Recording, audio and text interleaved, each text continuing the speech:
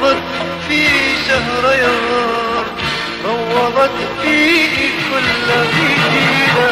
انتصار الخير غاية في مدى كل حكاية، حكاية وحكاية حكاية. ألف ليلة وليلة، ألف ليلة وليلة، ألف ليلة وليلة، ألف ليلة وليلة. شهرزاد شهرزاد في حكايات طويلة، روضت في شهريار، روضت في كل غيرة.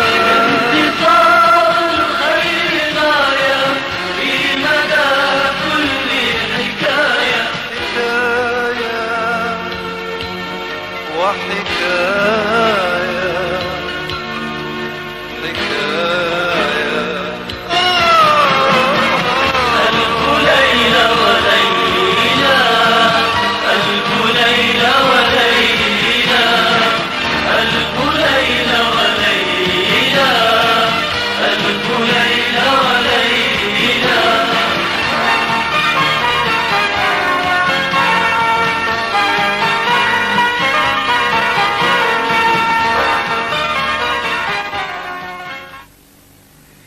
مساء الخير مشاهدينا الكرام.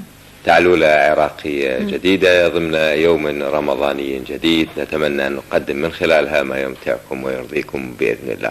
مساء الخير شباب. مساء الخير أبو طارق، ومساء الخير على كل مشاهدينا الكرام. وإحنا الآن تجاوزنا الساعة 12:10 توقيت بغداد، يعني دخلنا بالعشرة الأخيرة من رمضان المبارك. وإن شاء الله بالخير والعافية على الكل بإذن الله على الجميع إن شاء الله. أعتقد عندنا زيارة سريعة راح تكون في البداية إلى محافظة النجف الأشرف، محافظة الإمام علي كرم الله وجهه، أسد الإسلام و أبو الحسنين وبليغ العرب. وهذه المحافظة لها مكانة كبيرة وعظيمة في نفوس العراقيين. أكيد. لدينا تقرير وزيارة، وأعتقد أنه بصوتك أبو طارق. إن شاء الله. إن شاء الله. شوف التقرير جميعا. النجف الأشرف لا زالت مدينة أسطورية، تبدو كحلم قديم لقصة شرقية ساحرة، رغم اختراق الأجسام التكنولوجية الحديثة لشوارعها ولتلك البيوت القديمة غريبة الأطوار.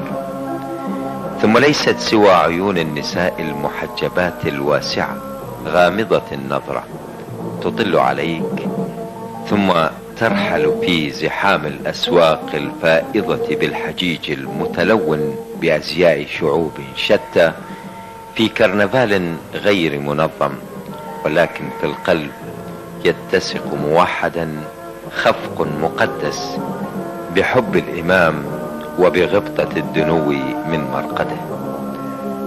المرقد شيء آخر مختلف، لن تلتقي بمثل عمارته الأعجوبة الحية إلا في كتب الأساطير أو في أحلام ألف ليلة وليلة. ولا شك أن منظره سيبدو خرافيا بقبته ومآذنه الذهبية الضخمة المتألقة تحت وهج الشمس نهارا أو في نور صناعي ليلا. جدرانه الخزفية الملونة تزينها رسوم الأزاهير والنباتات الملتوية والزخارف الهندسية الدقيقة وكتابات الآيات القرآنية الكريمة المخطوطة بأيدي مئات الفنانين المجهولين. الصحن الشريف واسع الأرجاء، مساحته في حدود 8,000 متر مربع، تفضي إليه بوابات 5 مشرعة أبدا: الباب الكبير، باب مسلم بن عقيل، باب الطوسي، باب القبلة، باب السلطاني. كل طرقات المدينة وشوارعها كأنما قد تفرعت منها أو انتهت إليها. يحيط بالصحن الشريف سور شكله أقرب للمربع التصقت بواجهاته الخارجية مبان وإضافات أهمها ساحات إيواء الزوار وجامع عمران وتكية البكتاشة، وهي عمارة ينقطع الناس فيها للعبادة والصلاة. ويحيط بالسور أيضا من الخارج مخازن ودكاكين شتى من المكتبات التي قد تعثر داخلها على مطبوع قديم نادر إلى أحدث إصدارات المجلات والكتب، باعة أقمشة، صاغة، محلات حلي وعطريات، مطاعم، وباعة طب شعبي. وبعد فتلك كانت زيارة قصيرة سريعة إلى مرقد الإمام علي عليه السلام الذي خلد عبر العصور بطلا عظيما وحكيما بليغا وأميرا عادلا وروحا سامية.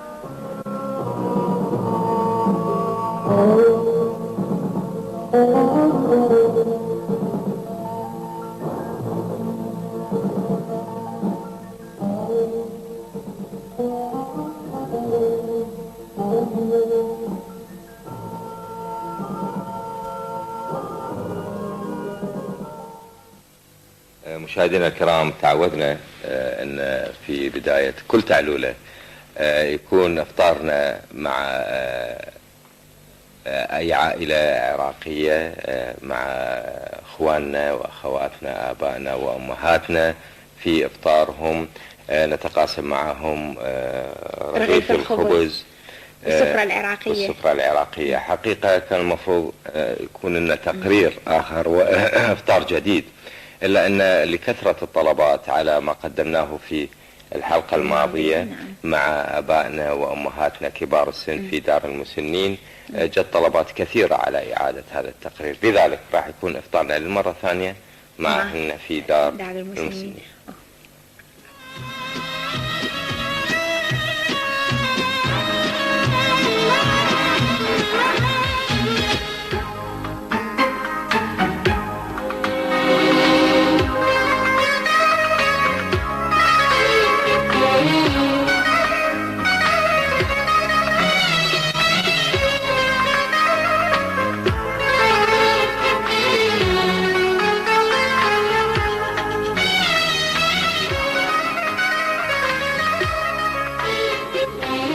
مشاهدينا الكرام، مساء الخير. كاميرا برنامج تعلولة عراقية لم تنسى كبار السن النساء والرجال، فشاركتهم هذا اليوم إفطارهم. كونوا معنا.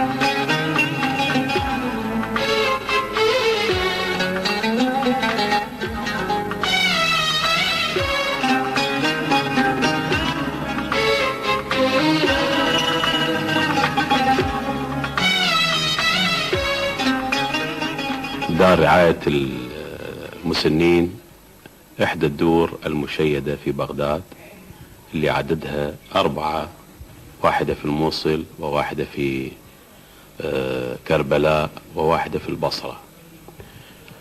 المسنون في العراق يحظون باهتمام متزايد من لدن القائد الحبيب الأب صدام حسين حفظه الله ورعاه. ووصية القائد خلال زيارته إلى الدار قال: المسنون أمانة في أعناقكم. إن المكارم السخية التي يأمر بها دائما السيد الرئيس القائد صدام حسين حفظه الله ورعاه لها أثر كبير في حياة المسنين في العراق، ومنهم منتسبو دار رعاية المسنين في بغداد. لجنة الخير لجنة تشكلت في وزارة العمل والشؤون الاجتماعية، رأسها السيد وزير العمل والشؤون الاجتماعية، تضم عدد من الموسورين اللي طوعيا يقدمون بعض الخدمات إلى دور الدولة لرعاية الأيتام، وإلى دور الدولة لرعاية المعوقين، وإلى دور الدولة لرعاية المسنين. أنا شخصيا مع أخوان إلي في اللجنة متكفل بالحقيقة في رعاية دار الدولة للمسنين، وهذه الرعاية تشمل تلبية بعض احتياجات الدار في أمور تكون ليس لها تخصيصات مالية. يعني احنا في ظل هذا الحصار الجائر بالحقيقة، في ظل هذا الحصار الظالم، هنالك الكثير من الأمور يعني ليس لها تخصيصات في موازنة الدار، فنقوم بالإيفاء بهذه الالتزامات ونوفر بعض الأمور اللي الدولة حقيقة ما مقصرة ويا دار الدولة ترعاها بكثير من الأمور، لكن احنا نسد بعض النواقص اللي قد تنشأ من خلال عدم وجود موازنات خاصة لها. حق قد صار لك هنا بهذه الدار؟ 3 أشهر. 3 أشهر؟ شلون الرعاية المقدمة من هنا؟ الرعاية لها أوجه عديدة. من أي رعاية تقصدين؟ الرعاية بالنسبة بصورة عامة للدار شلون الرعاية؟ أولا الرعاية النفسية عالية جدا، والحالة الاجتماعية تقريبا جينا متفاهمين ما بين الموظف الإدارة وما بين المسن. أما من ناحية الطعام فالحمد لله جيد. الطعام، الملبس، الرعاية الكاملة، النظافة. نعم. إذا مرتاحين يعني. الحمد لله. مرحبا حجية. اهلا يا هلا بيك، كل الهلا بيك. شلونكم انتم هنا؟ ايش قد صار لك صار لي 3 سنين وهاي الرابعة. زين شلون هنا الرعاية؟ مرتاحين؟ مرتاحين، واكلنا زايد مو ناقص، ملابسنا زايدة مو ناقصة، والحمد لله والشكر. كل شيء متفوق، يعني متفوق، ماكو فشي يعني ما عندنا اكل. يعني كأنه بيوتكم احسن من بيوتنا. ببيوتنا ما كنا هيك نحصل، مو هيك راحة، مو هيك عناية، دكتور، مستشفيات، اي مكان نريده يودونا به. عندنا مدير العام، عندنا الوزير، الله يطيل عمره وعافيه، رئيسنا ما خاننا معتادين، كلهم ما خاننا معتادين، الحمد لله والشكر. يا حال حالي والله بلا قمر وحش الليالي، من يوم اللي رحيت يا حال حالي والله بلا قمر وحش الليالي، صارت سلوتي بي ابكي من حاجي، صارت سلوتي بي ابكي من حاجي، عزيز العين دموع اشتريت، عزيز العين دموع اشتريت، بجيت البارحة وتذكرت لمت بيك وقعدت ما لقيت، جيت البارحة وتذكرت لمت بيك وقعدت ما لقيت، قلت يلا وينك بعد ما طال عينك، قلت يلا لوينك بعد ما طال عينك، نسيت الدنيا كلها ما نسيت، نسيت الدنيا كلها ما نسيت، نسيت الدنيا كلها وما نسيت. أعزائي المشاهدين، إن شاء الله تكون بيوت العراقيين دائما عامرة بأبهاتهم وأمهاتهم بالخير وبالبركة. الآن وصلنا إلى فقرة ضيوف حلقتنا لهذا اليوم من تعلولة عراقية. في الحلقات اللي كانت في بداية التعلولة كنا نستذكر بعض العادات العراقية اللي تدل على وجود خطار، وإحنا اليوم استنفتنا تقريبا أغلب هذه العادات، لكن بقت عندنا عادة واحدة واللي هي أنه بعد شهر، بما أنه إحنا بشهر رمضان، فبعد الفطور وبعد استكانة شاي البيوت العراقية كلها تكون مفتوحة تستقبل ضيوفها. فإحنا بما أنه جاوزنا وقت الافطار واحنا يمكن حنكمل التعلولة بوقت السحور، اذا لازم اكو عندنا ضيوف. ضيوفنا لهذا اليوم راح يجتمع بها الكوميديان كوميديا، وراح يجتمع الغناء والطرب الأصيل، وإن شاء الله راح تكون مليانة بالتقارير المنوعة والمختلفة. لكن اللي تابع تعلولتنا الماضية اللي كانت يوم الخميس، الفنان محمد الشيخ ذكر أحد ضيوفنا بأنه يتنبأ له مستقبل كبير. إذن راح نشوف هذا التقرير عن ضيوفنا لهذا اليوم.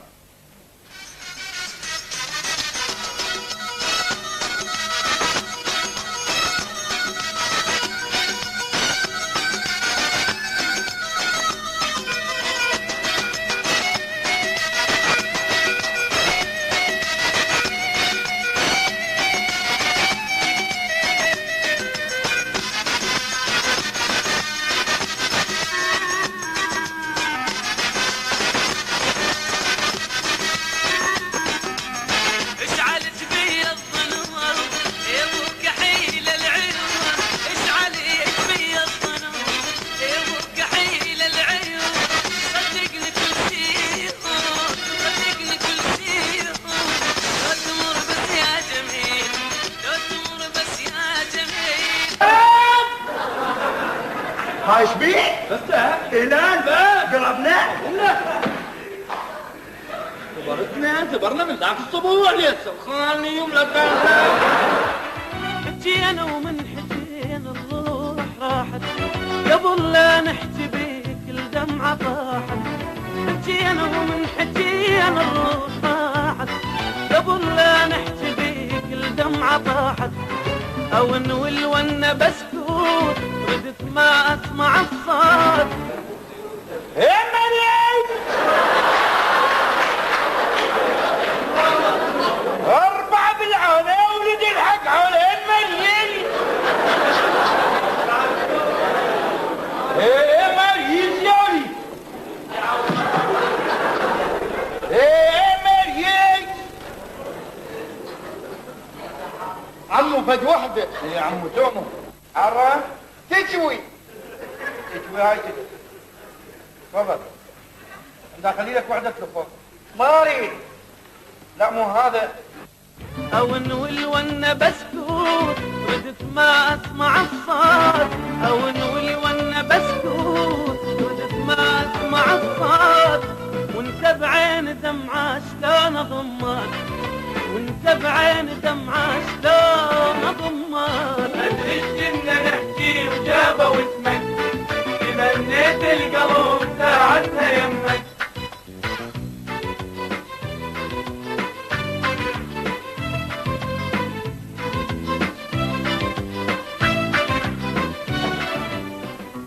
نرحب بضيوفنا لهذه التعلولة لهذه الليلة.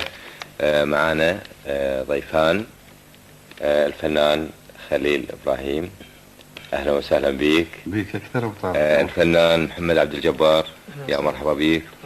رمضان كريم مبارك عليكم الشهر، ولو تعدينا تجاوزنا تقريبا 19 يوم من رمضان، ولو جاءت متأخرة، وإن شاء الله العيد على الأبواب إن شاء الله. كل عام وأنتم بخير مرة ثانية، ويسعدنا وجودكم ويانا بهذه التعلولة. احنا أسعد، الله يسلمك. أهلا ومرحبا بك إبراهيم. إن شاء الله من العايدين، وكل عام وأنتم بألف خير. الله يخليك. أبو طيبة، سؤالنا لك بالبداية حقيقة قد يكون يعني تقليدي نوعا ما، اللي هو الحديث عن بدايات خليل إبراهيم كممثل، وكيف أصبح ممثل، وهل كنت يعني مخطط لأنك تكون ممثل كوميدي؟ بالبداية خلينا بس شوي عندي هم حكاية حصلتني كم حكاية. احنا يزيدنا الفخر والشرف انه انتم تستضيفونا هذه القناة الفتية الجميلة، وكلش سعداء احنا يعني انه تذكرونا يعني. يا مرحبا بك. الله يخليك. هسه نجاوب. البداية كانت موسيقي يعني أنا بالاصل مو ممثل. نعم. في فرقة تلفزيون البصرة. نعم. بالبداية فرقة النشاط المدرسي. وراها بتلفزيون البصرة، يعني كنت أصغر عازف لآلة الكونترباس.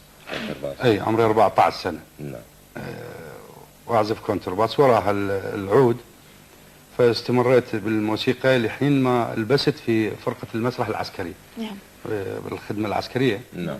واستمريت أنت اي فالمسرح العسكري ضم عديد من الممثلين والموسيقيين والمطربين أيضا. نعم. صرنا في الفريق عمل واحد، يعني كموسيقيين أو ممثلين أو يعني فنانين بصورة عامة، وحتى تشكيليين وفرقة فنون شعبية.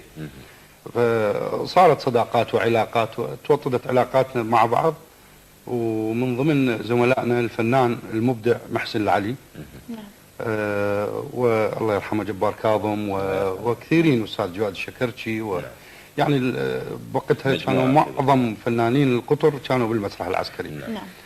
فذيك الفترة يقولون عني صاحب نكتة يعني. ايه، فصارت العلاقة تربطني ويا الأستاذ محسن العلي شوية أكثر يعني. فقال لي بيك لازمة ممثل. أما ما كنت أعرف شنو بيك لازمة يعني. بيك لازمة يعني شاف عندك بدايات يعني وعندك موهبة. إيه إن شاء الله، ما أدري يعني. وخايف من الشغلة. شيتنا بالموضوع بعد.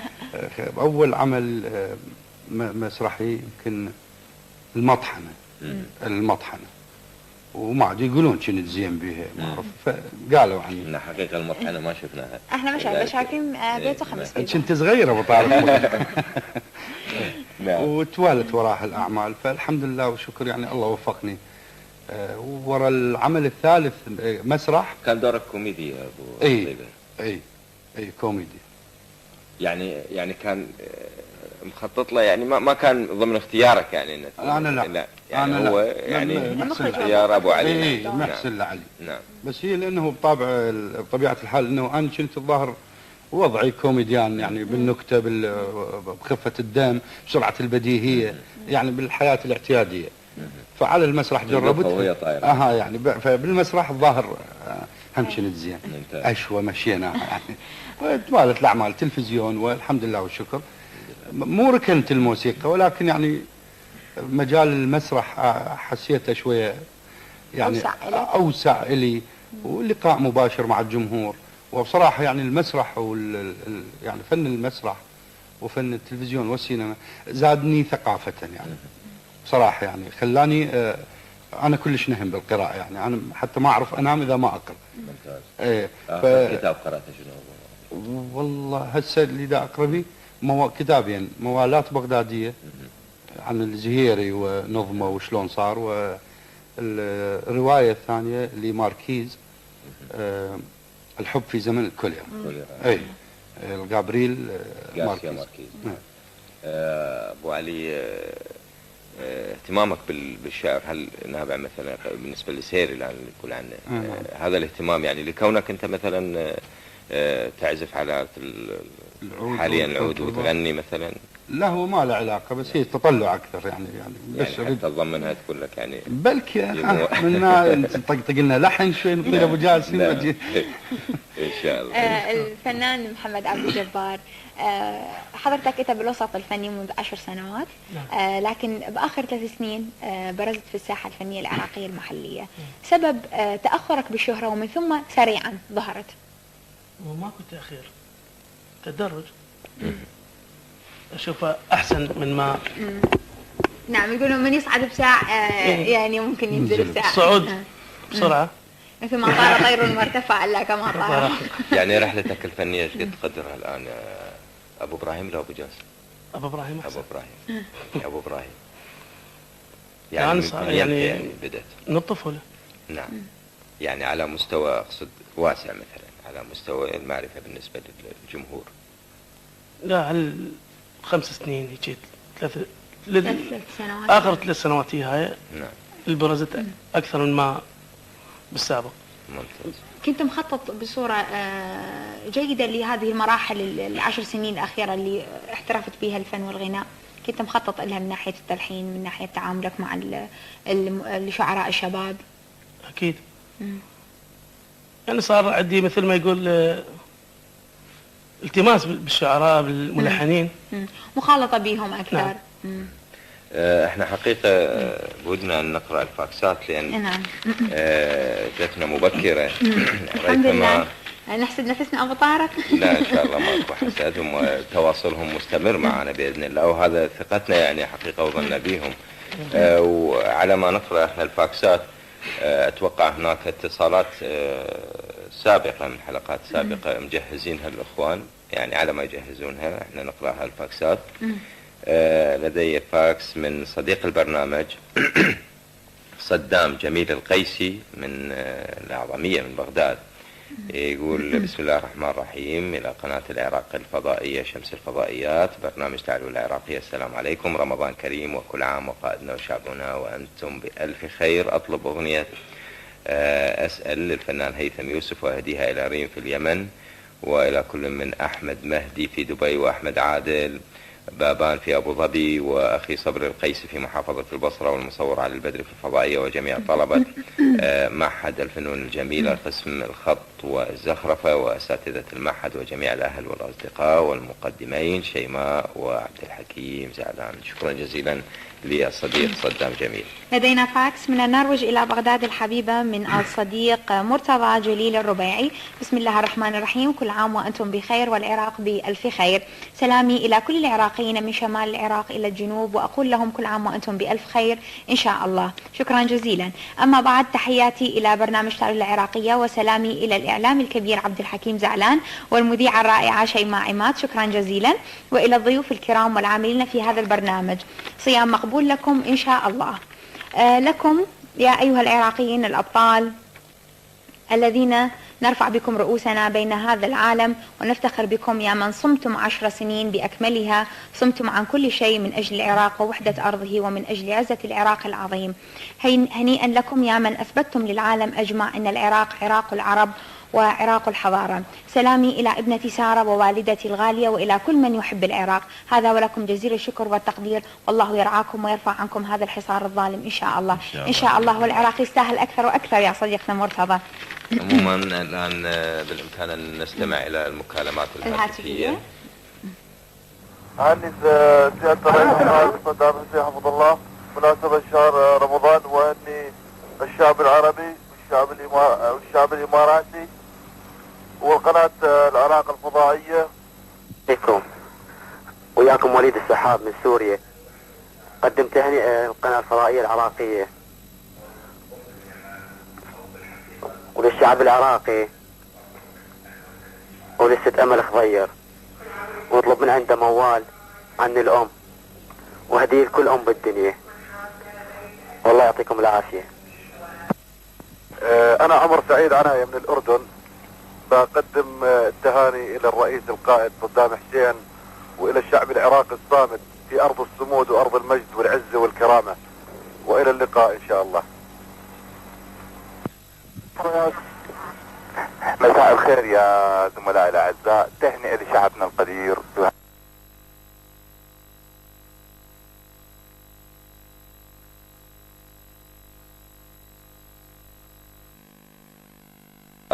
بالأمس على تعلولة البارحة مع زميلين أنور الحمداني ولبنى عبد الجبار البياتي.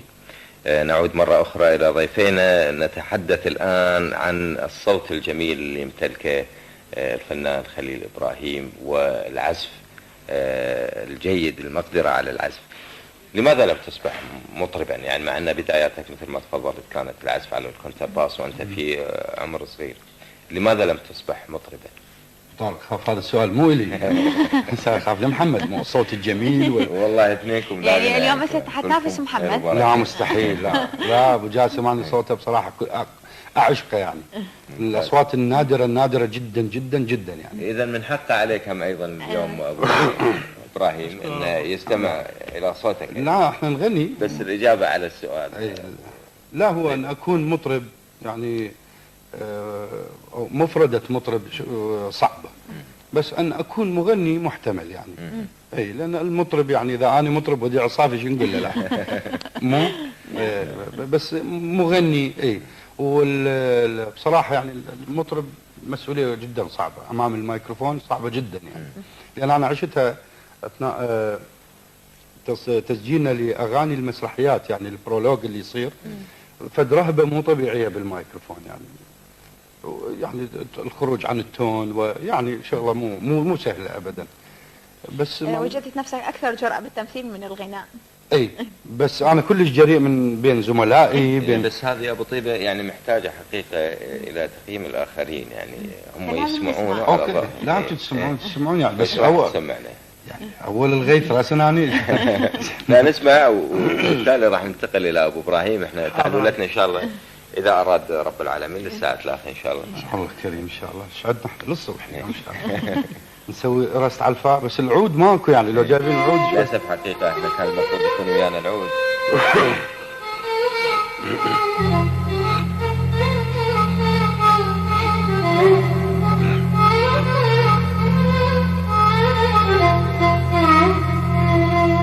يا ليلي يا ليلي يا ليلي. جرب المايك هذا. ايش كبير.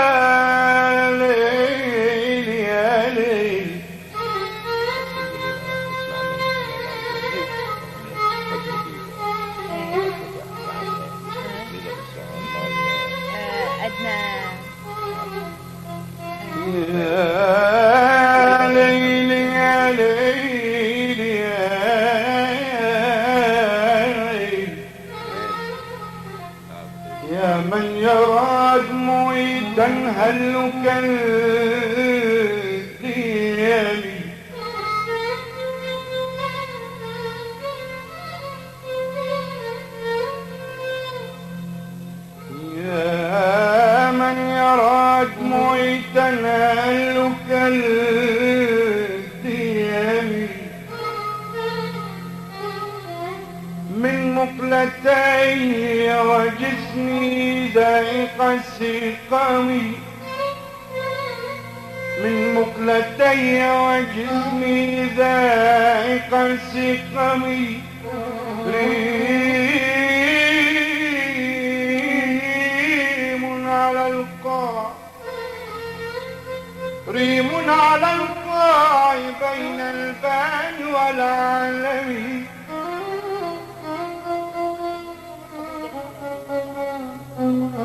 ريم على القاع بين البان والعالم، أحل سفك دمي في الأشهر الحرم، يا ليلي يا ليلي يا ليلي، حسبي مثل رمش عيوننا بشرتك ليل، لا لا لا لا، حسبي انت كل للعمر وللعمر ايام وسنين،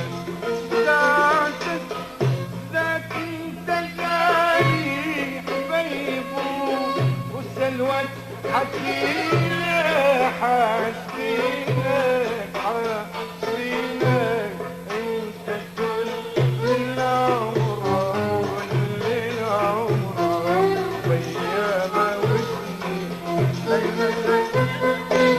نعمل زين لازم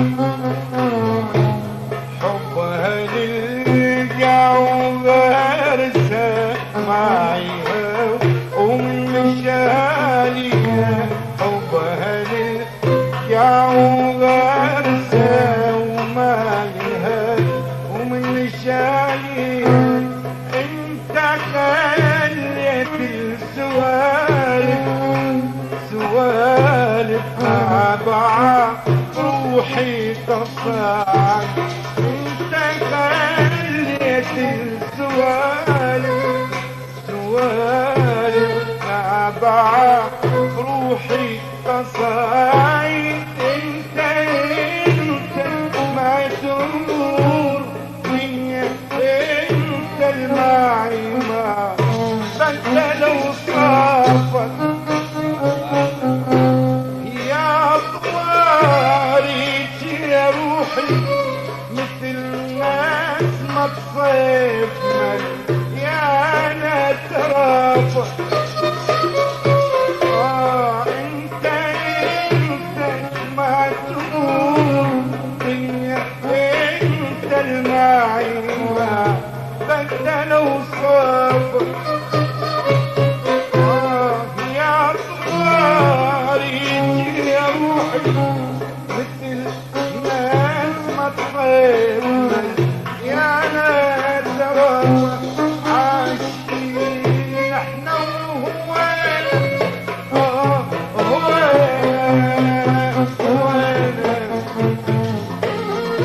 ومثل ما ردنا لقينا وصارت لقينا ذاك انت العالي حبيب سلوى حكينا عاشقينا انت كل العمر كل العمر ايام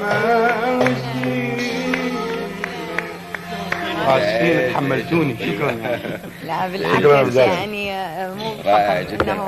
هذا راينا احنا اتفقنا ثلاثتنا الرأي للجمهور. طبعا رأي للجمهور. حسينا انه صوتك بالبدايه من تقول الموال كان بيشبه من صباح فخري. اي هو الموال اصلا القدود الحلبي نعم يعني. الموال يعني هو القدود الحلبي يعني يدري الاخ محمد من الالوان الصعبه يعني. هو استاذ صباح فخري يعني. دريت انت الاشياء الصعبه. الفنان محمد عبد الجبار نسمع. احنا وين كنا ناويين؟ شو نريد نغني؟ ريف. جابي اطوار ريفيه رجعنا القدود الحلبي. هسه حرجني لازم اسمعكم. يا سلام. لازم احنا قبل لا تسمعنا هذه شغله احنا طالبينها منك. نعم. ولو يعني انا اخطف السؤال منك. ماشي يا مطارق. يعني اغنيه حقيقه طالما امتعتنا اللي هي خذني يمك. خذني بيدك. خذني بيدك. فكانت من بداياتك يمكن. نعم. خذني بيدك. فودنا لو نسمعها. حاضر. إذا جاهزة. أبو جاسم حليك هاي النعم هاي. حليك هاي النعم. شوف حليك هاي النعم. نعم لا. يلا ابو طارق لا تستحون يلا. انا ما استحي بس انا حواجز انا يعني بس تمر سكر شويه نسويها موال. هاي بقلاوه اكتب عليها تمر ابو طارق. اكتب عليها تمر. لا هي حسب السنة واصبر واقول تعود بس هي شمعة وقضت لا ما تضر. لا هي حسب السنة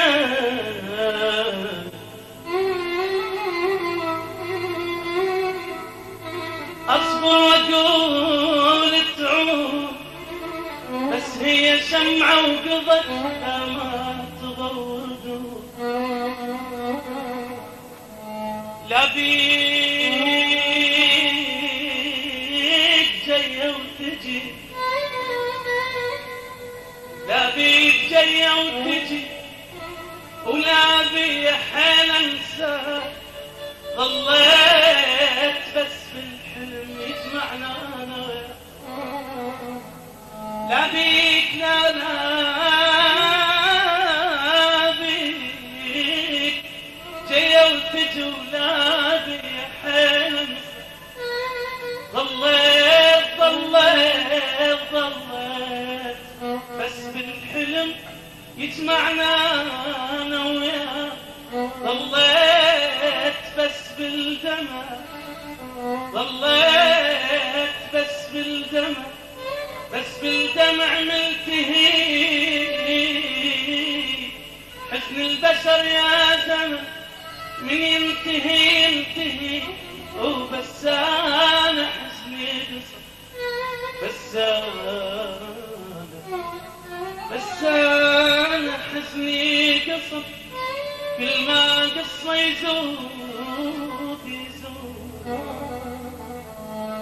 خذني بيك اسمع قلبي فايتني بيك خذني بيك عبقل يعطف علي خذني بيك خذني بيك اسمع قلبي فايتني بيك خذني بيك عبقل يعطف علي خذني بيك الدنيا ما ادري شلون صارت الما تطير الفوق صارت الدنيا ما ادري شلون صارت الما تطير الفوق صارت واني باقي حزن مرسوم على دايخني بي واني باقي حزن مرسوم على دايخني بي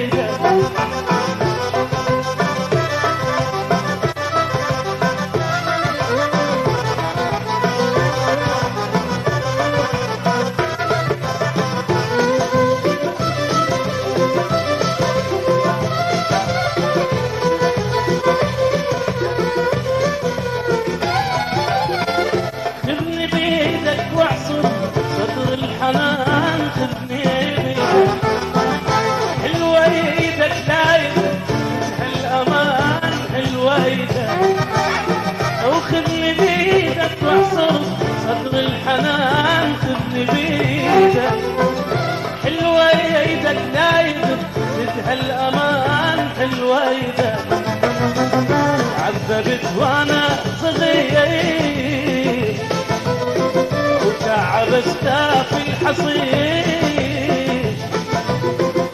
عذبت وانا صغير وتعبت في الحصير وانت تنعم بالحرير امتى تعطش تلقى مي خذني بيدك.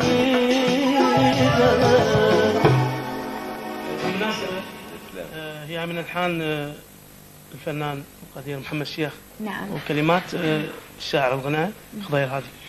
أنا ذكرت في بداية تقديمي لكم في حلقة اليوم قلت أنه ضيفنا السابق في التعلول الماضي ذاك الخميس محمد الشيخ قال الفنان محمد عبد الجبار إلى مكانة كلش كبيرة. أنا أتوقعها بالساحة الفنية العراقية لأنه صوته خامة جيدة جدا. لكن قال عنك أنك غير ملتزم. غير ملتزم. هاي سابقا. حاليا ملتزم. طيب بدي سؤال لك محمد عبد الجبار. أغنية الريل وحمد اللي غنيتها منو اللي أعطاك الدعم إلى غنائها ومنو اللي شجعك على هذا الاختيار الصعب بالذات؟ هو مو شيء صعب. المطرب المفروض كل شيء يقدر يأدي. كل شيء يقدر يأدي. وهي مو شيء صعب. أنا حسيت بها هي قريبة لي. أنا حبيت أغنيها. يعني أغنية لها فدور كبير في الذائقة العراقية يعني اللي يسمعونها لون خاصة عادة للفنان الكبير ياس خضر. فما خافت صار عندك نوع من الرهبة أنه تصير مقارنة بينك وبين ياس خضر؟ لا هي ماكو مقارنة. هو استاذنا يعني أديتها بأسلوبك الخاص. بأسلوب الخاص. نعم. ما حبيت يعني أقلد أسلوبه يعني بالغنى. أنا يعني بطريقتي الخاصة. نعم. على فكرة يمكن أنت ما قدمتها الآن يعني خلال الشريط يعني. لا لحد الآن. أنا شلون حسيت بها هي يعني قريبة لي يعني غنيتها وسماحة الجمهور. نعم. وتقبلها من عندك النجاح. احنا الكثير من الأخوة يمكن خارج القطر ما سمعوا الأغنية وبالتالي احنا ولفناها خلال البرنامج توليف راح نقدمها هدية للمشاهدين الكرام وهدية إلى الحقيقة ونطلب رأيك بعد ما تشوف التوليف اللي قمنا به الزميل بشير كامل قام بالمونتاج. مشكور بشير واحنا كامل. بالتوليف، وان شاء الله نشوف النتيجة بعد ما نشوف ان شاء الله. نشوف.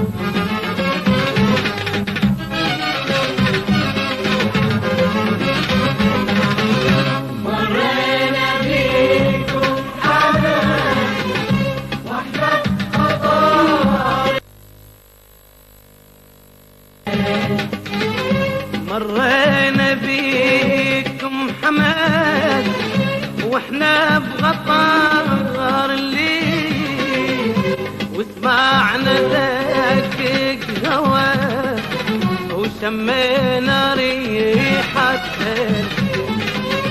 يا ريل صيح بطهر وصيحة عشيق يا ريل يا ريل صيح بحزين صيحة عشيق يا ريل وهدار هواهم ولد حدر السنا بالقطر.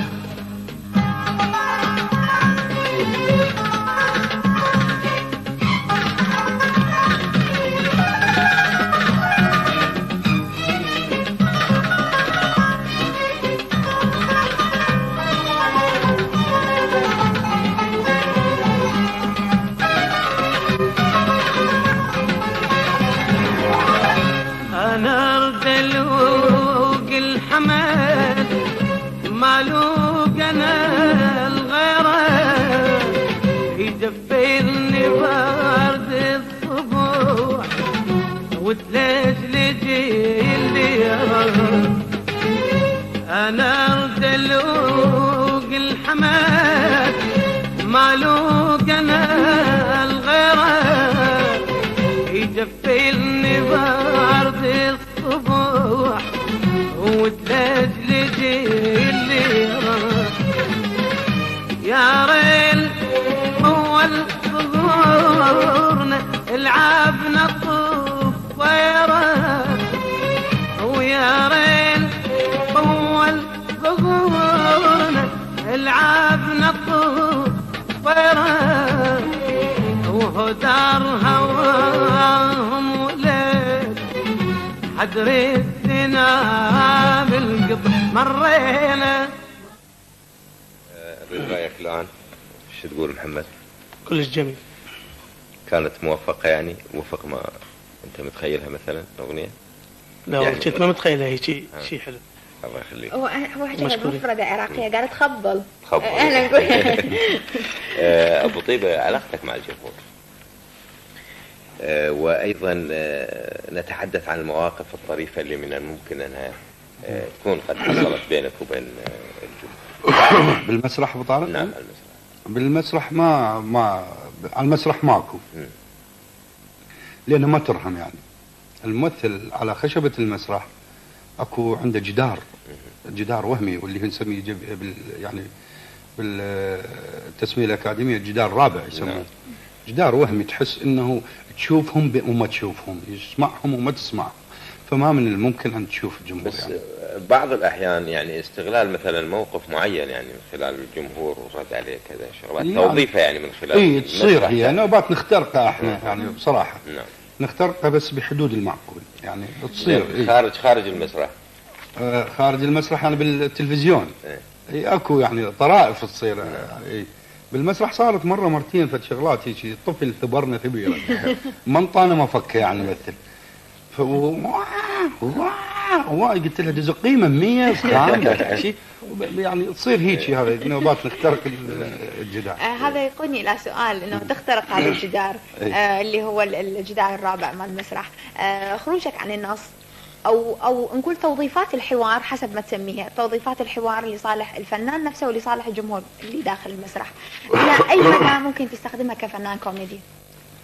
الخروج عن النص كثير من الناس يتصورونه حالة سيئة. أنا ما أسميه حالة سيئة. هو بصراحة ماخذ هذا الإطار أنه هو حالة سيئة. هو يقولون عنه يعني مثل ما سموا المسرح التجاري. ماكو تجاري وغير تجاري، يعني هو احنا الرسول عليه الصلاة والسلام كان تاجر، فشنو الضير أن تكون المسرح التجاري؟ يعني ماكو ضير.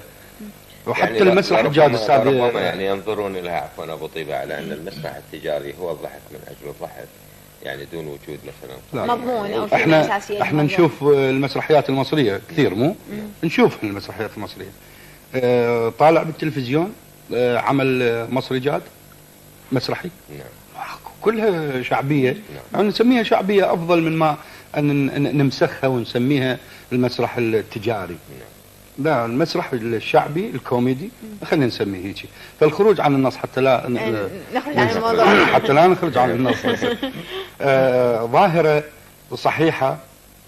وأنا أقول يعني لو كان هناك نص محبك كوميديا مستحيل الممثل يخرج عن النص. نعم.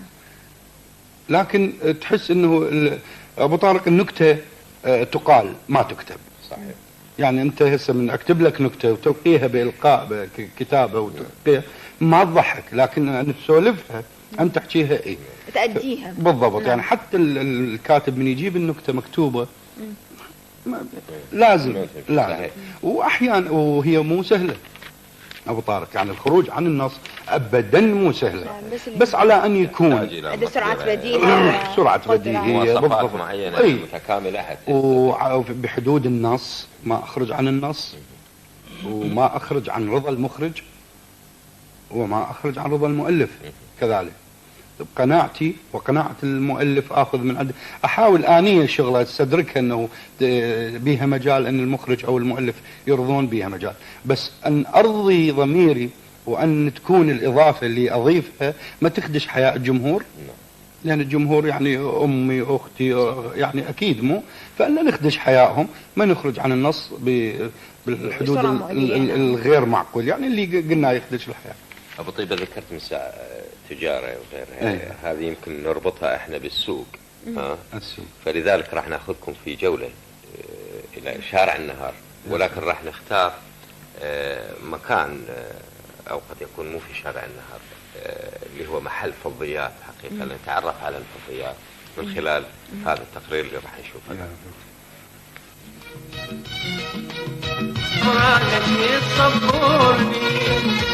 شي نسيني ويا ريت انسى شي نسيني، وانا بلياك انا بلياك قولي شلون بياك، انا بلياك انا بلياك قولي شلون بياك.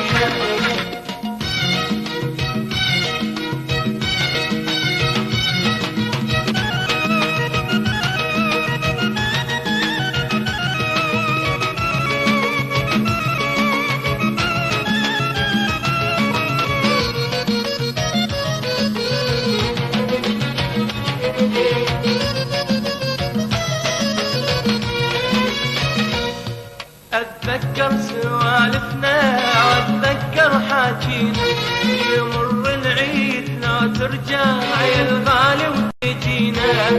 أتذكر سوالفنا وأتذكر حاجينا، يمر العيد لا ترجع الغالي وتجينا.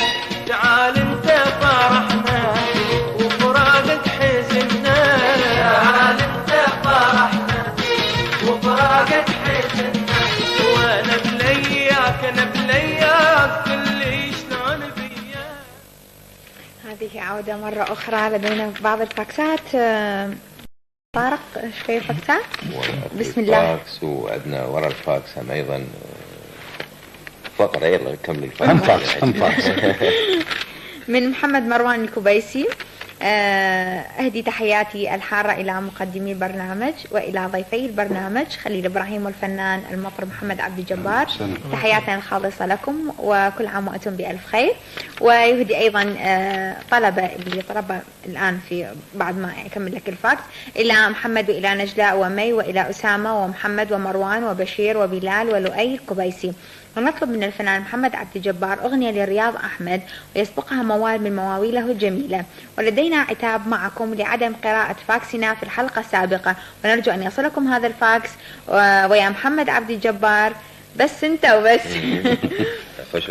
طبعا شكرا جزيلا للصديق محمد مروان، واحنا سعداء اللي عتبك علينا لانه هو اللي يحب يعتب، ومتاسفين جدا لانه فاكسك ما وصلنا، واحتمال كان مدقوق لنا او واصل لنا بالوقت بدل الضائع، يعني بالوقت اللي شطبنا بنهايه البرنامج، والحمد لله وصلنا فاكسك واحنا نطلب تواصلك ويانا ان شاء الله. بالنسبه لطلبك راح يحقق لك الاخ محمد، مستمرين للساعه 3 ان شاء الله، خلال هذه الفتره ان شاء الله يتحقق طلبك. حقيقة الموسيقى لها يعني هي لغة أساسا، الموسيقى لغة الشعوب، ولها تعابير وطلبات تريد توصلها، فهناك من يفهمها حقيقة ويتلقفها مثل ما يقولون. احنا بودنا لو الآن تحدثنا الموسيقى من الأخوان اللي موجودين ويانا بفاصل صغير جدا، حتى من خلاله نستشف يعني شنو اللي يريدون يقولون الجماعة من خلال الكاسور. أبو طيبة الكاسور هو هذا نفس الطبلة الصغيرة. الكاسور هو الولد الكاسور.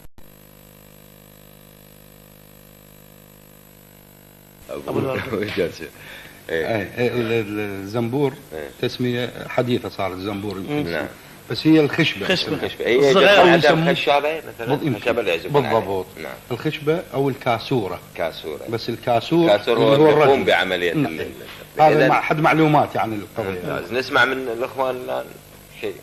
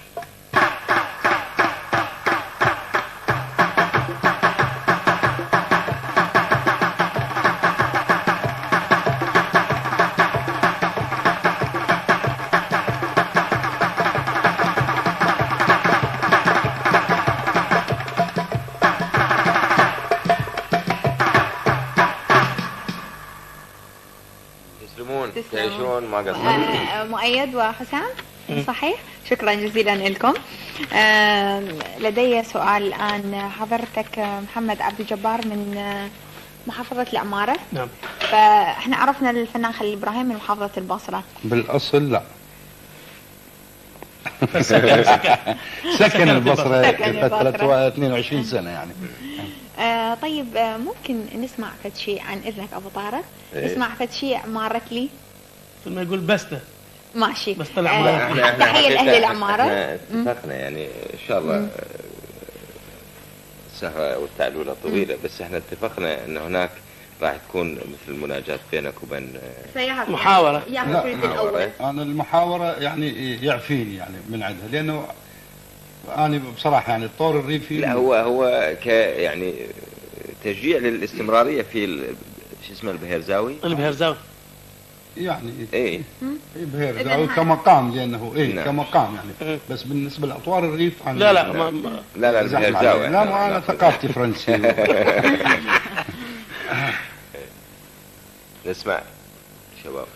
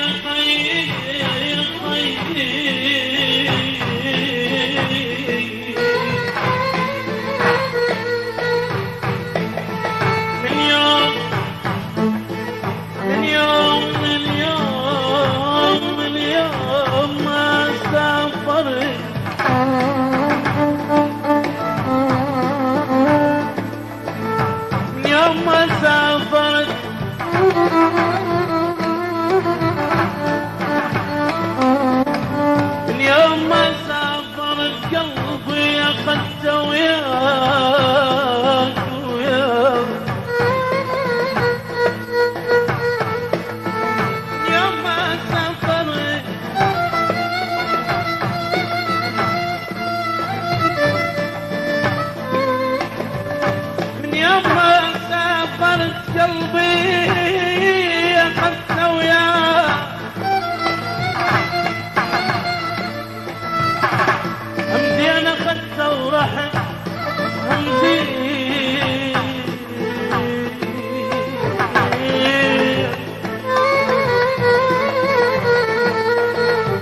همزي أنا أخذته ورحت ما يرهم بليا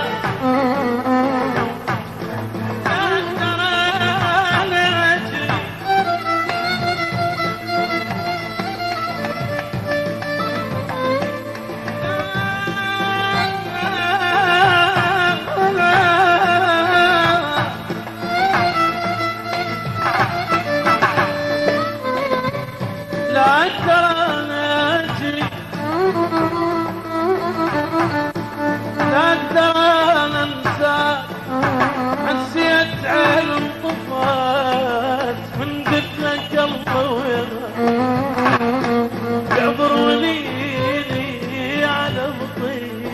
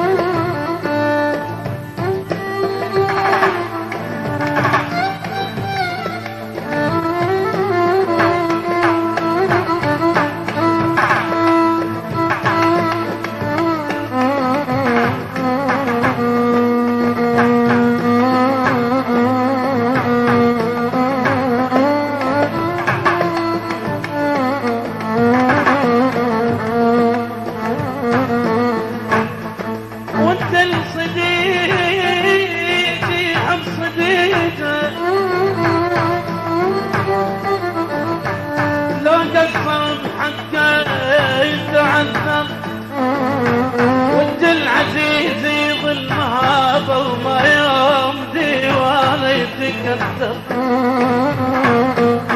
لكن حسافة ويا حسافة قلبي على قلبي اللي يحبني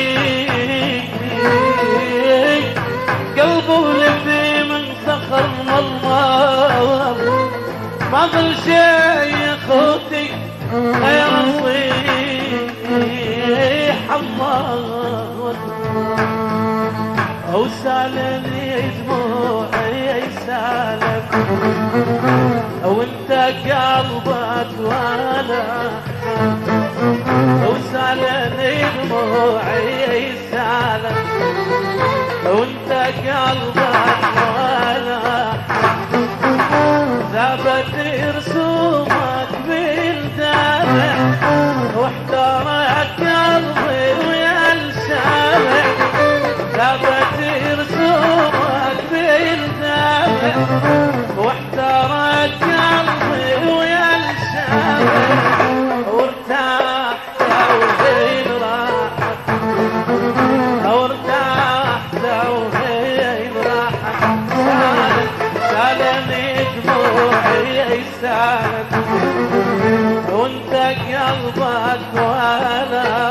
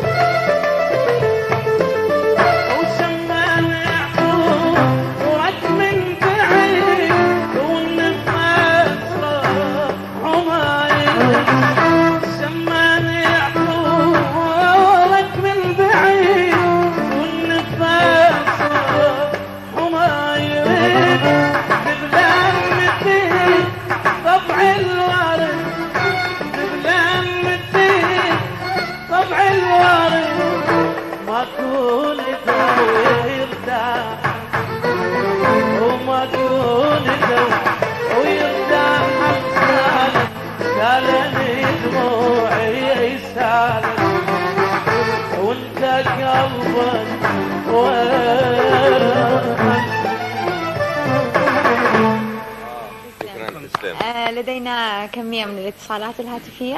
الاتصالات حقيقة بس لسؤال أبو طيبة تمر ما يمر عليك بعلم السبحة أشوفك شايلها، يعني هل هي تدينا، هل هي مثلا تسلية؟ لا احنا بالوقت هذا مو مال تدينا هسه لا. تعرف شيء عن السبحة أبو أنا إيه يعني السبح عندي المام كثير به أنواع تعرفها؟ أنواعه وأمتلك ببيت سباح. منو أحسن نوع من الكهرب؟ الكهرب اكو انواع اكيد وانواع الكهرب، اكو الكهرب الالماني، الكهرب البولوني، الكهرب الشيح والكهرب الاسود. افضلها؟ اي واغلاها يعني. أغلاها نعم.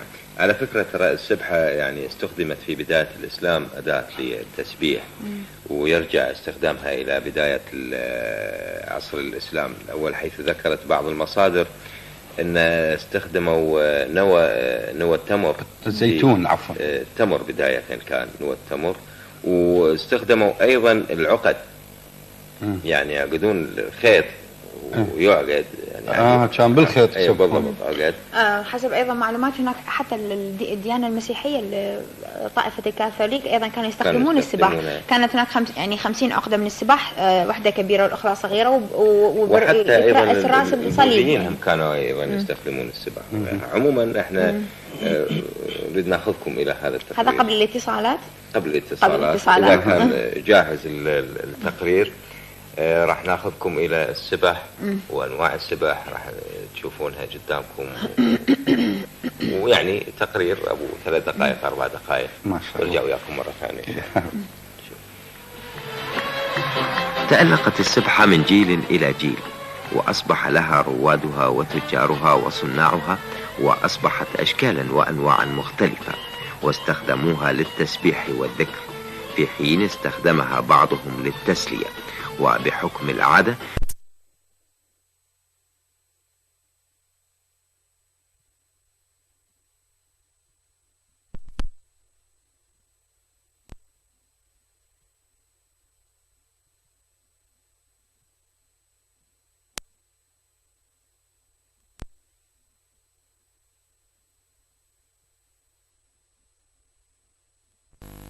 يجلسون في مجلس إلا والسبحة في أيديهم تلاعب أناملهم بطريقة آلية، وتصبح أحيانا لا إرادية، فهي نديم المجلس وصديق المؤمن الذاكر.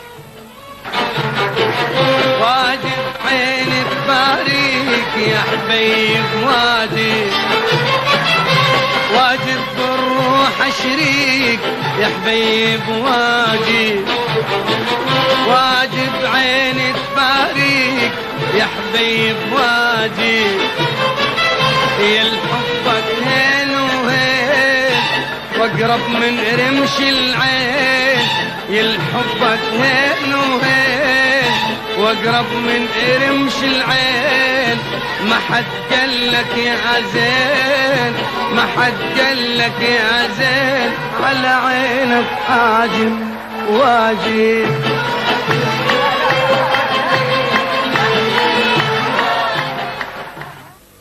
أعزائي المشاهدين الكرام، لازلنا متواصلين معكم على الهواء مباشرة من قناة العراق الفضائية في تعلولة عراقية. أعزائي المشاهدين، وصلتنا كمية كبيرة من الاتصالات الهاتفية، راح نحاول نعرض إلى حضراتكم جزء من هذه الاتصالات، وإحنا ننتظر فاكساتكم باستمرار إلى مقر القناة. الو قناة العراق الفضائية، السلام عليكم. لما بحد بوحدة أذن. إني المغترب منير الغنيمة المقيم في ألمانيا، أقدم أحر التهاني والتبريكات بمناسبة شهر رمضان المبارك إلى الشعب العراقي الصابر، أعاده الله علينا وعليكم بالخير إن شاء الله. وتحياتي إلى كادر برنامج القناة العراقية الفضائية وإلى برنامج تعلولة عراقية، كما أهدي تحياتي الحارة إلى الأهل كافة، إلى الوالد والوالدة وإلى الأخوة رحيم عائلته، وإلى حيدر وعمار والأخوات أم مالك وأم زهراء، وإلى الزوجة أم غيث وغيث وريهام. المرسل صديق البرنامج منير الغنيمة من ألمانيا. وجمال من ألمانيا، أهدي سلامي إلى الرئيس القائد الله يحفظه باني مجد العراق، وإلى الشعب العراقي، وإن شاء الله شهر رمضان يمر عليهم بالخير والموفقية والنصر. وسلم على أهلي بيتهم ضياء وأنوار وأبو ضياء وشيماء وسيل، وإلى بيت الخالة أبو ستار، وإلى ستار، وإلى علي، وإلى أم ستار، وإلى أمل وحسين ومحمد، وإلى بيت الأخوت أم رعاد ورعاد وسعد وحسين وعباس، وإلى جميع الأقارب، وإن شاء الله الكل يسمعونا. والله وجعالي إحنا بخير والعائلة كلهم بخير ويخصوكم بالسلام. السلام عليكم، شكرا جزيلا. من سوريا، أهدي سلامي إلى شعب العراق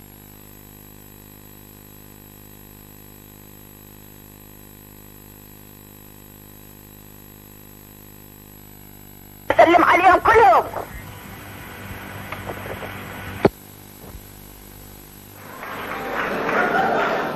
زيدان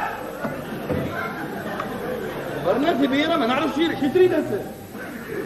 شو تريد؟ قالوا علينا تلج الله هنا.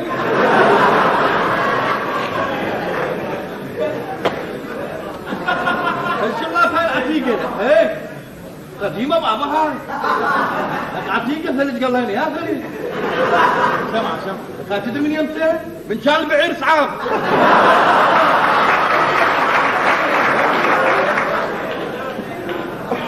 زيدان ورنا سبيها اكو جداد، اكو جداد يا ثليج يا قال علينا احنا نذب الفلس بالدبس ونعرف اطر له كتبه.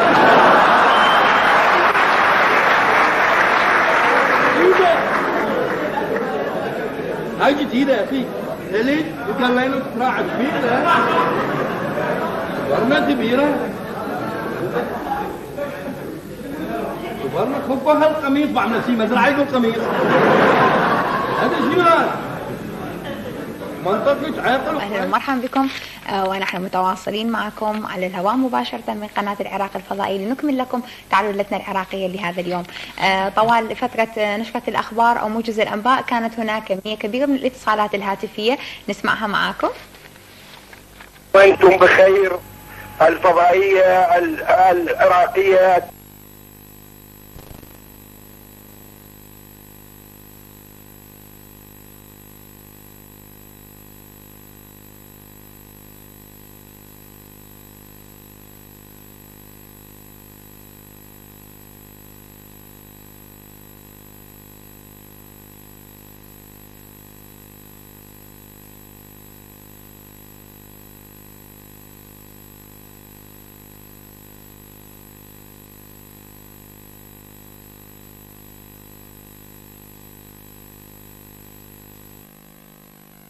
إن شاء الله مثل ما احنا وصلنا إلى درجة الرضا لكم، إن شاء الله بقية الزملاء أيضا يحققون الرضا لهم. لدينا فاكس أبو طارق من ابنة العراق نسرين عبد الستار الرباعي من النرويج، ومنتهى عباس وعبد الأمير جليل الرباعي. بسم الله الرحمن الرحيم، رمضان كريم وكل عام وأنتم بألف خير. يا عراقيين يا عظام، وكل عام وأنت بألف خير. أما بعد، سلامي إلى القناة الفضائية العراقية وللعاملين فيها جميعا، وعليك السلام ورحمة الله وبركاته. سلامي إلى برنامج تعالوا العراقية، وإلى معد البرنامج الرائع عبد الحكيم زعلان، وإلى مقدمة البرنامج الرائعة الراقية شيماء عماد، شكرا جزيلا. وإلى الضيوف الأعزاء تحيات لمحمد عبد الجبار والفنان خليل إبراهيم، وللعاملين في هذا البرنامج الجميل، وأقول لهم كل عام وأنتم بألف خير والعراق بألف خير. وسلامنا للأهل في العراق الحبيب، وإلى أم ليث وأبو ليث والأخوان ليث وإسماعيل وعادل والأخوال والخالات أزهار وأنوار وإلهام وأحلام والأهل جميعا. ونتمنى من الله العلي القدير أن يرفع الحصار عن وطننا العراقي العظيم وعن الشعب العراقي، وكلنا ندعو من الله أن يدوم العراق لنا شامخا عزيزا محفوظا بالخير والبركة ومحفوظا بقائده العظيم. هذا ولكم جزيل الشكر والتقدير. شكرا جزيلا لك يا نسرين. فاكس آخر أيضا من الأخ عبد القادر، يقول أنا المشاهد عبد القادر منير، أقول رمضان وكل عام وأنتم بخير وعساكم من عوادة. تعالوا اليوم منورة بوجود الفنان محمد عبد الجبار والفنان خليل إبراهيم ومقدمي البرنامج بالطبع. إلى الفنان محمد عبد الجبار يقول أنا من أحد الحضور في حفلة زواجك الرائعة، وأنت أحد مطربي حفلة زواجي، وهذه حالة أفتخر بها وكانت رائعة بوجودك. وأطلب منك الآن رجاء أغنية لا بيع فنهلي، وأهديها إلى كل من محمد الكبيسي وبلال وعلي ساطع ولؤي ومحمد كشمولة، وأنتم جديرين بالتقدير مع فائق الشكر والتقدير. حياك الله.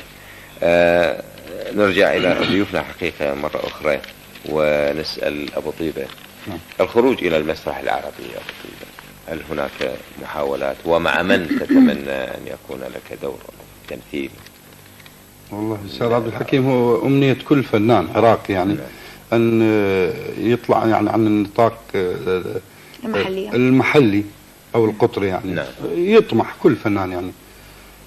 أنا في النية إن شاء الله يعني أكو دعوة جتني من الإمارات إن شاء الله بعد العيد. أما عن السؤال الشطر الثاني من السؤال إنه مع من يعني تتمنى، والله هي الفرصة إذا اجت يعني مع أي ممثل عربي ويكون فد خطوة إضافية أو فد 10 خطوات إضافية للفنان، بس كإعجاب يعني أنا شخصي يعني أنا أستلطف مثلا سعيد صالح على المسرح، وأستلطف وحيد سيف على المسرح، يعني بغض النظر عن عادل إمام الرجل هذا. أبو طيبة، هناك تجارب سابقة مثلا لفنانين بالمسرح مع الفنانين العرب؟ وبالأخص المصريين. أي نعم، عندنا الفنانة أمل طه والفنان محمد حسين عبد الرحيم. اشتغلوا اشتغلوا مع وحيد سيف. نعم مع وحيد سيف. الفنان محمد عبد الجبار من الفنانين الشباب اللي اشتهروا في الساحة الفنية العراقية. أغلب الفنانين الشباب متهمين بأنه لديهم ثقافة فنية موسيقية ضعيفة، هل هذا صحيح؟ صحيح. شكرا للصراحة. الله عمي صريح. طيب شلون قدرت انه تسيطر على انه انت ثقافتك الموسيقية ضعيفة في مجال التلحين، شلون قدرت انه تختار اللحن الجيد وقدرت ان تطور هاي المعلومات؟ انا اشوفك الان مع الفرقة الموسيقية تعطيهم اشياء وكأنه ملحن يعني، فشلون قدرت تطور نفسك؟ هي هاي الموهبة اللي وصلتني في هاي الحالة من خلال جلسات مع الملحنين باستمرار. نعم. اكو احتضان يعني من ملحن مثلا تعاونت فيه ملحنين مثلا نعم. معينين نعم. واحتضنوك الاحتضان ووصلوك لمرحلة معينة. نعم. زادتك ثقافة مثلا أكيد. فنية، ثقافة بالنسبة للغناء غنائية. أكيد. نعم. أبو إبراهيم، أكو طور يسمونه خضير حسن أو خضير ناصرية أو يسمونه خضير مفطورة يسمونه شطيتهم أيضا. هو غنى طور اسمه شطيت. شطيت من النغم البيات. أكو طلب حقيقة لو أن نستمع إلى هذا. وبالضبط طلبت هذا الطلب، يعني صار لي فترة ما بغني. نعم. بس خاطر التعلولة؟ بهالتعلولة هل شوية نسمعكم إن شاء الله.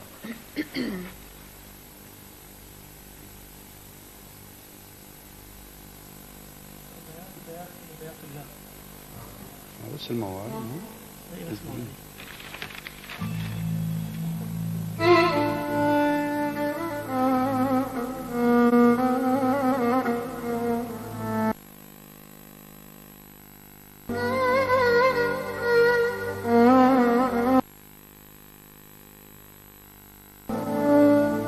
لا لا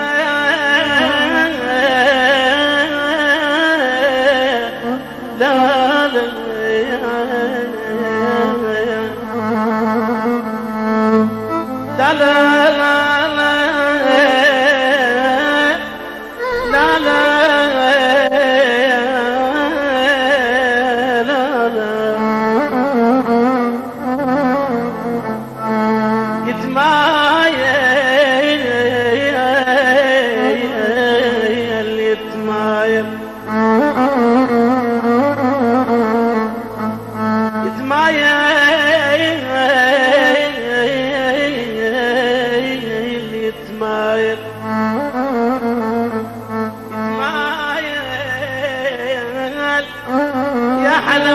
ومرة شفته مرة يعض صبعه مرة شفته مرة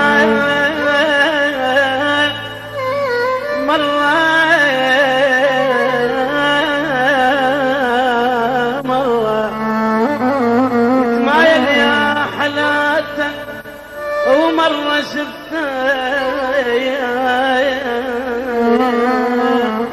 مرة شفته ومرة يعضي صبعه ومرة شفته مرة يعضي صبعه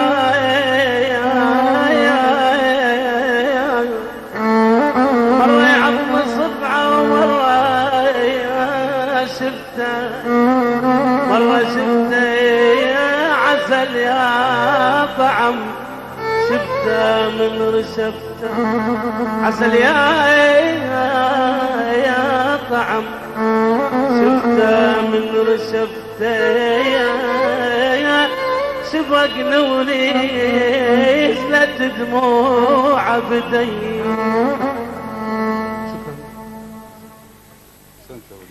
احنا قبل ان نتوجه بالسؤال الى ابو طيبة، حقيقة لدينا تقرير عن الفرق الشعبية. لابد يعني اذا ما كانت يعني الان يعني لاطفالك لاصدقائك حفلاتهم، لابد ان يعني شفت الفرق الشية ودورها حقيقة في حفلاتنا الشعبية في المناسبات الشعبية العراقية يعني.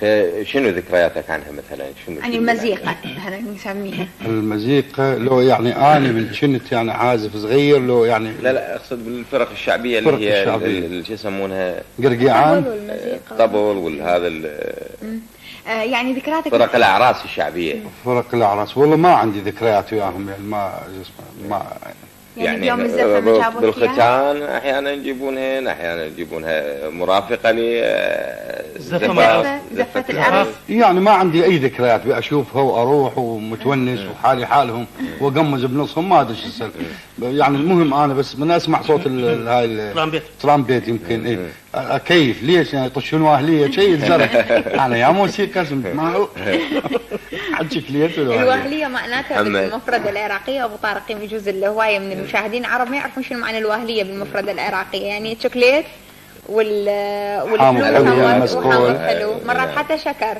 شوباش ايضا. اي شوباش مرات فلوس. ابو ابراهيم شو يقول عن الفرق الشعبية؟ والله شلون ما تحدث ابو طيبة. اي ما شيء يتعلق حامض حلو. اذا خلونا نشوف الفرق الشعبية اذا كانت جاهزة الان.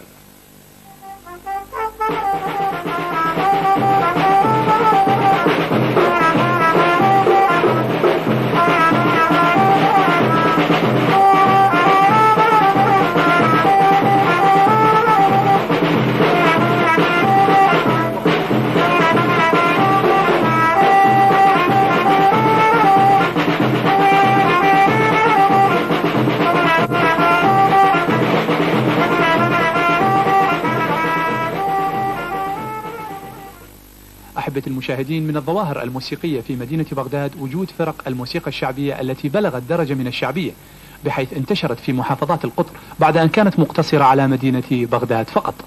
تعالوا معي أحبتي مشاهدي قناة العراق الفضائية وهذه الجولة السريعة في مدينة بغداد لنلتقي بعض من الفرق التي ما زالت تمارس هذا الفولكلور الجميل.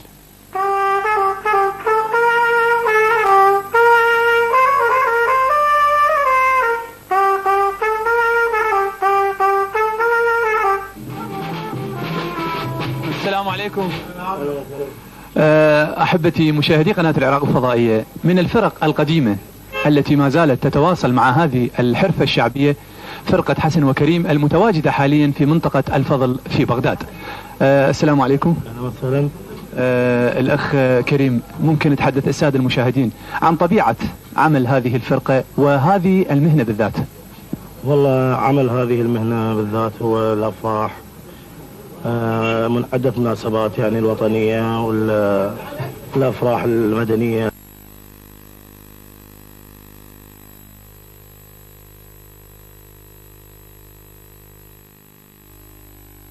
لا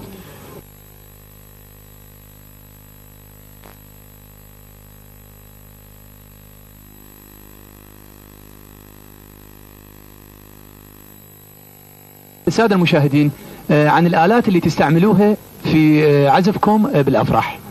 نعم، أول آلة هو الترامبيت سحاليا، والسايدر درام الترومبو وهذا بالعودتين، والطبل الصغير هسه حاليا. قبل كانت ندخل شنشانة 4 نفرات وفايون من هذا 5، هسه صارت 3 نفرات. هي هاي العديتين، الآلة والترومبو والطبل كبير. بالنسبة للموسيقى الشعبية هذا كتراث بغدادي قديم، يعني مثل ما يقول احنا عسينا من احنا واطفال، يعني من الأربعينات كنا نشاهد الفرق الشعبية في ذلك الوقت وتأثرنا بها.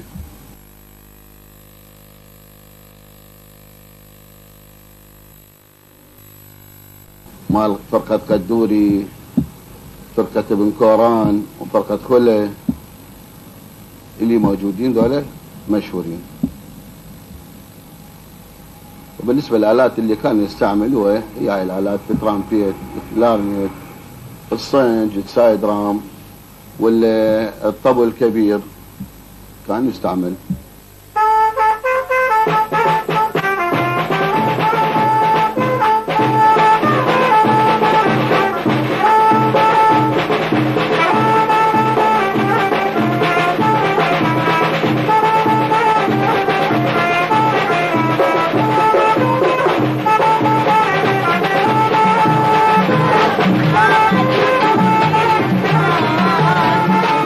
والله شعل فينا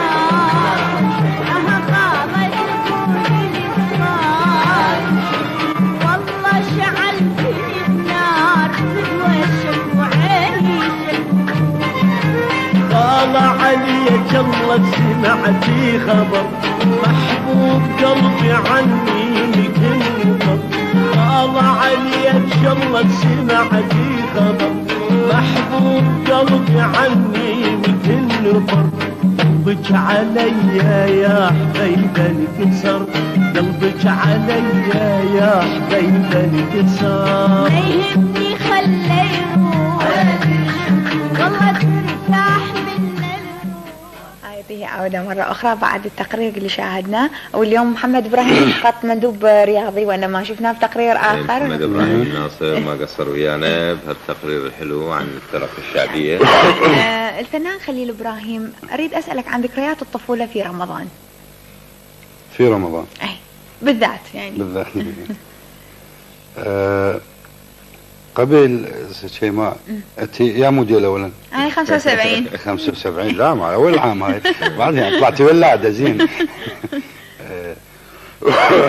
الحجيه اذكر موقف والدتك؟ لا بيبيتي.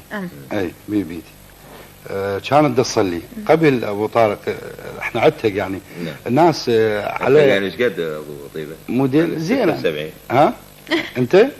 صدق؟ هي اكبر مني بسنه زين. قبل جوارين يطلبون حاجات، نريد راس بصل، نريد شوي ام تسلم عليه، تريد ثوم، ام تسلم عليه فد خاشوقتين معجون، فشيء عادي يعني. مثل اعتياديه مع الجيران. فنذكر كانت الحجيه تصلي وندق الباب، هي بثاني ركعه ما تقدر تقطع الصلاه مالتها يعني، وندق الباب طلعت رضيعتنا ليش جاهله، ام تسلم عليه تقول لي راس بصل، جاهله ذيك. رضيعتي ما ادري ايش السالفه، زرقاء وجابت لها راس بصل هالقده، والحجه وهي تصلي الله اكبر الله اكبر، بسم الله الرحمن الرحيم، بصت اختي هي بسم الله الرحمن الرحيم، قل هو الله احد الله الصمد لم يلد ولم يولد لله الكبرى هالقد. تعيش ابو طيبه 22 سنه تقريبا تعيش بالبصره. نعم. هذا العمر تاثيرات البيئه البصريه على ابو طيبه علقت. شنو اعطت للفنان خليل ابراهيم؟ شنو اعطت للفنان خليل؟ البيئه البصريه. والله يا ابو طارق اعطتني الكثير يعني. البصره انا مدان الها يعني، مدان الها فنيا بصراحه اولا يعني، واسف انه ما مارست التمثيل وانا بالبصره يعني كان اتمنى اتعلم اكثر من عندهم من زملائي الفنانين الممثلين يعني. فكثير كثير كثير يعني من الفرق الشعبيه لهم فضل علي، اللي هم اذكر واخص بالذكر الفنان الرائد الموسيقي هناك محمد بتور. فرقه خشابه قديمه ومطربين كثيرين واساتذه منهم الفنان مجيد العلي والاستاذ ذياب خليل والفنان طارق الشبلي والشاعر كريم خليل، ومن زملائنا يعني اصدقائنا الاحباء. فالبصره يعني هي اصلا غنيه بفنها يعني، فلكلورها خاصه لانه قريبه على البحر، تمتلك ايقاعات غريبه يعني اكثر من ايقاعات الخليج اصلا. نعم صحيح. وحتى ايقاعات الخليج ده ياخذونها من البصره يعني. واذكر بالفنان سعد اليابس. ولد عازف كاسور ملم ففضل البصره ما ينسي، والحديث عنها طويل جميل. احنا حقيقه تبقى لدينا يمكن ربع ساعه، فبودنا نستمع بمعنى الحديث عن البصره، واكو فاكسات طلبت يعني اغاني عن البصره، وايضا طلب للفنان رياض احمد فنان راحل الله يرحمه. فما ادري ابو ابراهيم شو يقدر يقدم.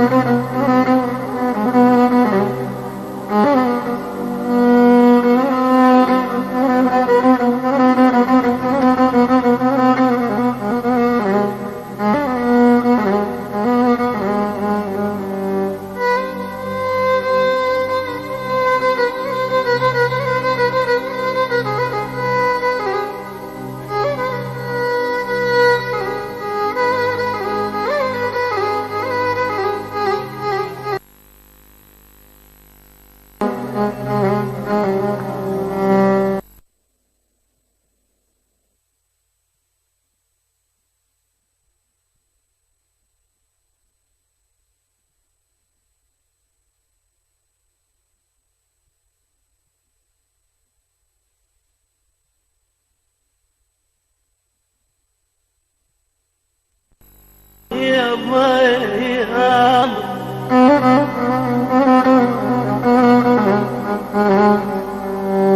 يقول يا با واليا بياض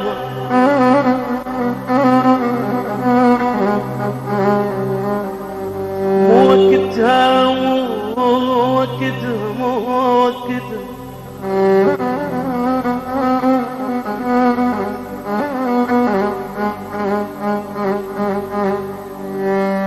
موكتها وذكرتني بيهم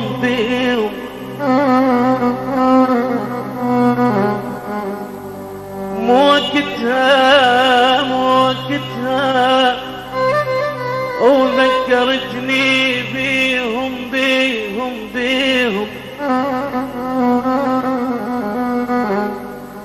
موكتها وذكرتني بيهم لا على وقتك جلت ناسيهم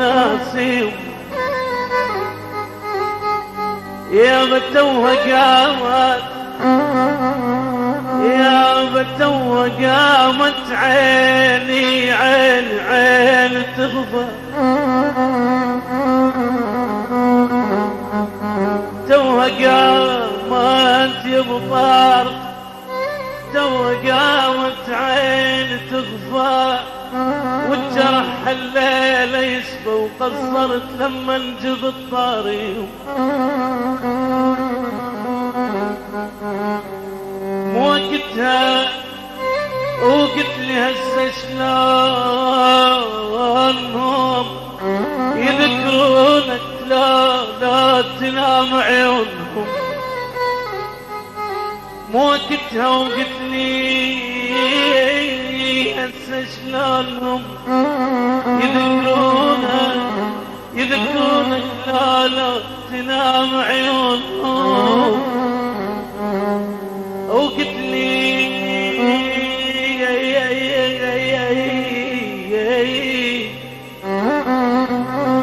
موكتها وقلت لي هسه شلونهم يذكرونك لا تنام عيونهم هم مثل لونك تغير لونهم هم مثل لونك تغير لونهم لا لقوا محبوبهم من السيوف يا بيان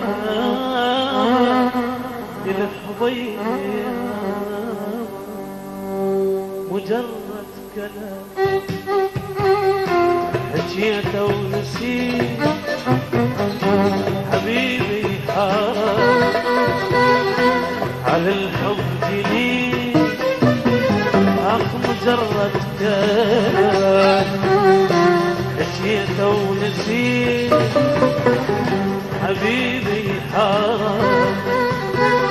على الحب جنين قلت انتهينا كلامه مشي قلت انتهينا كلامه مشي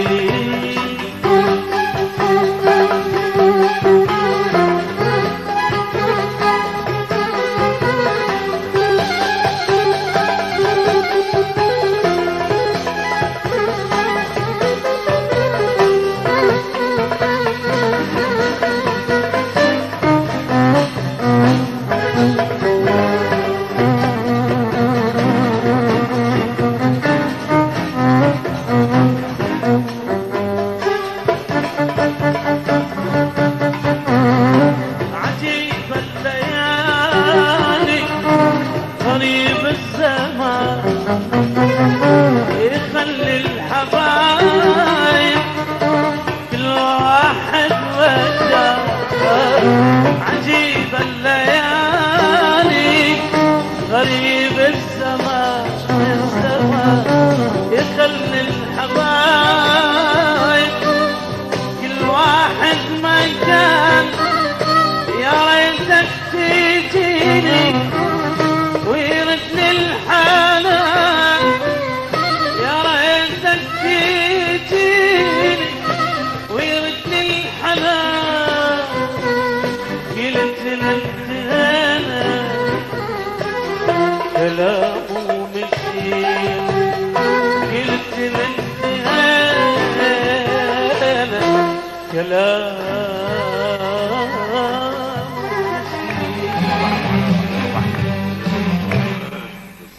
تسلم يا ابو جاسم. تسلمون. الفنان خليل ابراهيم، برأيك مميزات الممثل الكوميدي وبالاخص العراقي؟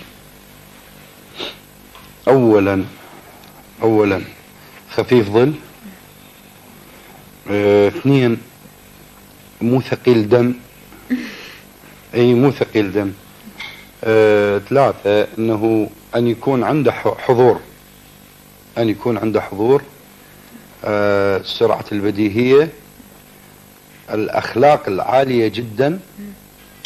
أولا هذه الأخلاق العالية جدا حتى لا يسف بالمسرح، لأنه إذا صار عنده إسفاف فتتبع تربية بعدين يعني.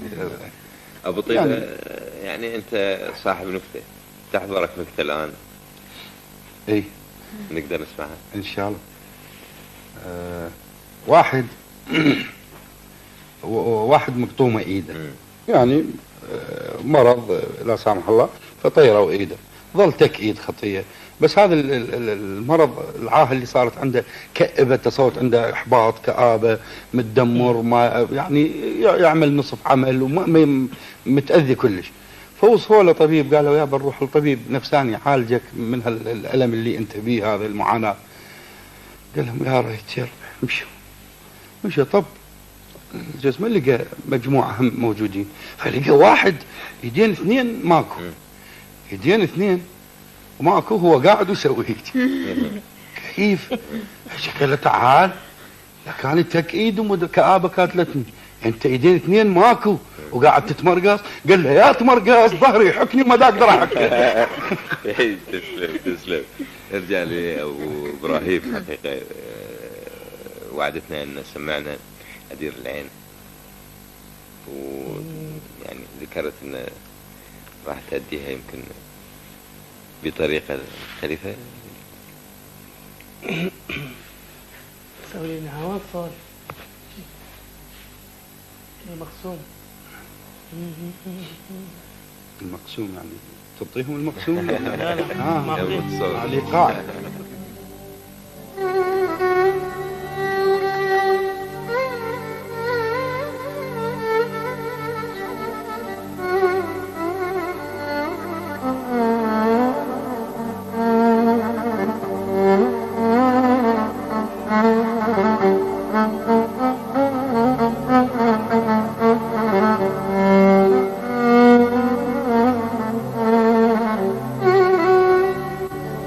أدير العين ما عندي حبايب، غريب النار بس وين القرايب. أدير العين ما عندي حبايب، غريب النار بس وين القرايب.